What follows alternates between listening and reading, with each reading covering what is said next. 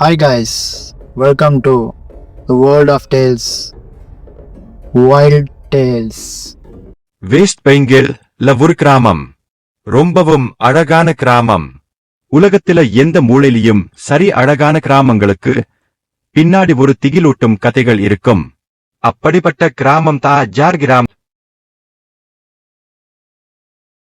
அடர்ந்த காடுகளும் பெரிய மலைகளும் எல்லையாக கொண்ட இந்த கிராமத்துல ஒரு பழமையான ஆழமரம் இருக்கு. அந்த ஆழமரத்துக்கு அந்த கிராம மக்கள் வெச்சு பேரு போட்காச்சா. பங்காளியில பேய்களின் மரம்னு அர்த்தம். பொழுது முடிஞ்சதும் அந்த மரம் கிட்ட யாரும் போகவே மாட்டாங்க. அந்த மரத்தோடு தொங்கற வேர்கள் ஏதோ மாயக்கண்கள் இரவு நேரத்துல பிரகாசமா தெரியும் கிராம மக்கள் பேசிக்கிறாங்க.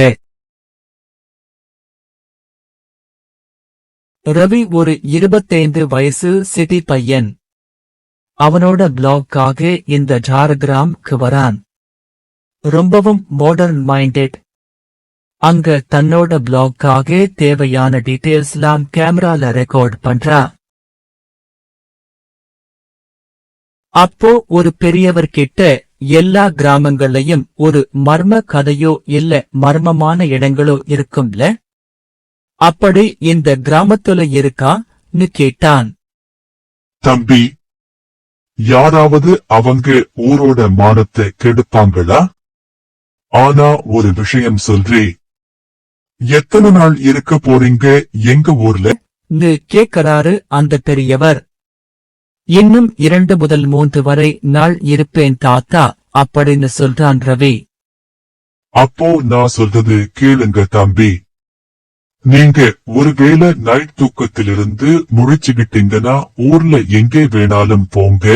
ஆனா ஊரோட தெற்கு பக்கம் இருக்க ஒரு ஆழமரம் பக்கம் மட்டும் போகாதீங்க அப்படின்னு அட்வைஸ் பண்றாரு. என் தாத்தா, நீங்க அங்க தூங்குவீங்களா அப்படின்னு கேலியா கேட்கிறான் ரவி.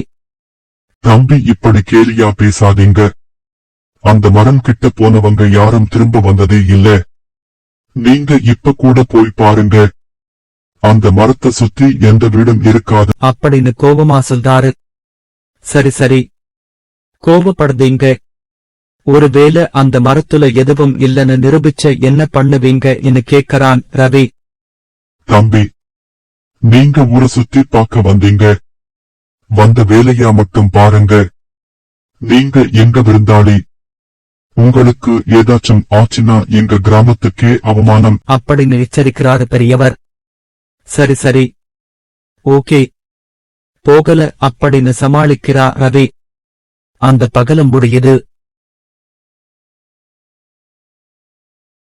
இரவுல அந்த மரத்துக்கிட்ட கேமராவை கொண்டு போறான் ரவி. அங்கே கேமரா ஸ்டாண்ட்ல இன்ஸ்டால் பண்றான். இப்ப நாம ஊத் தாச்சா அப்படின்னா அப்படின்னு ரவிக்கு பின்னணியில குரல் கேட்க, சட்டுன்னு திரும்பி பார்க்க யாரும் இல்ல. சரின்னு தன்னுடைய வேலையில இருக்கா. இப்ப ஜில்லுனு காத்து வீச ரவி உறைஞ்சு போறான். சரி, இதுக்கு மேல இங்க இருக்க கூடாதுன்னு திரும்பி போக பாக்கறா. ஆனா மரத்தோட ஒரு வேறு அவனோட காலை புடிச்சு இழுக்குது. ரவி கீழே விழுந்ததும் அவன் கையில இருந்து டோர்ச் விட்டு ஆன் ஆகுது. அந்த இரவுல நிறைய பேரு பேசிக்கிற மாதிரி சத்தம் வருது. அப்போ ஒரு பெண்ணுடைய குரல் கேக்குது. மெலோடிக் சாங் பாடுறா. ரவி அந்த சத்தம் வந்த பக்கம் பாக்கறா. அங்க ஒரு பெண் ரெட் சாரியில இருக்க. அவளோட கால் தரையில இல்ல, காத்துல பறக்கறா. அவளோட நீண்ட கூந்தல் அவளோட முகத்தை மறைக்குது. அப்போ ரவி யாரு நீன்னு கேட்க, பாடுறத நிறுத்தி கருகருப்பான குரல்ல நீ எங்களை எழுப்பி விட்டு சொல்லுது. அவளுக்கு பின்னாடி இருந்த ஆழமரத்தோட வேர்கள்ல நிறைய கண்கள் தெரிய ஆரம்பிக்குது. ரவி அங்கேந்து ஓடி போறான். அந்த மரத்தோட தண்டுல நிறைய முகங்கள் வெளியே வர ஆரம்பிக்குது. அந்த முகங்கள் எல்லா ஆக்ரோஷமா கத்த ஆரம்பிக்க கொஞ்ச நேரத்துல அமைதி நிலவுது. 3 நாட்களுக்கு அப்புறம் கிராம மக்கள் அந்த மரத்து கீழே கேமராவை பார்க்கறாங்க.